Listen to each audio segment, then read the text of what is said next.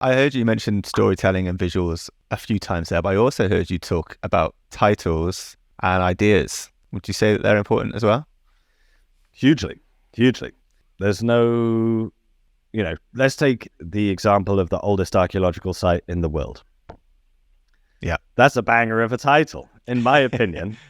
I think people are curious, like, oh, what is the oldest archaeological site in the world? And what are people doing there? What are we studying? What can we learn from that? I could call that video Stone Tool Use at Lamechwi 3. Yeah. And that would be probably an even more accurate title. But does it have that instant draw? Definitely not. Someone probably has to already feel like they're interested in stone tools to click on it. Someone probably has to know what Lamechwi 3 is. Like, what the hell is that? Probably most people have never heard of it. So you can have an idea about what you want to talk about. When you have that idea, think about what is the best possible, most interesting way you could frame that idea. And you could probably make a video about absolutely anything as long as you take that into account. That's what I think anyway. There are a lot of videos on YouTube that have huge views, and you think, why are people watching this? I don't know. But people are very curious, and you can frame almost any idea in an interesting way. Yeah. I love that comparison you gave between the two titles there.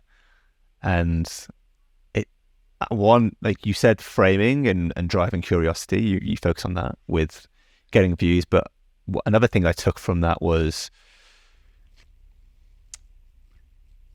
the size of the audience that you are potentially appealing to. Absolutely. Yeah. Like if you... No, go ahead. Well, the second title seemingly it would have appealed to a much narrower audience if you know what those technical terms mean compared to the original title of the oldest this. Is that fair? Absolutely.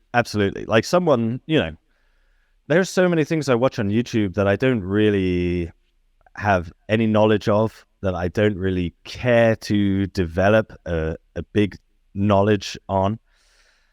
But I watch them just because they're interesting, just because it piqued my curiosity at the minute. And I think there are a lot of people that might see the title oldest archaeological site in the world and have their curiosity sparked. Like, oh, I don't actually know what that is. Let me click on this video and see what's going on with that.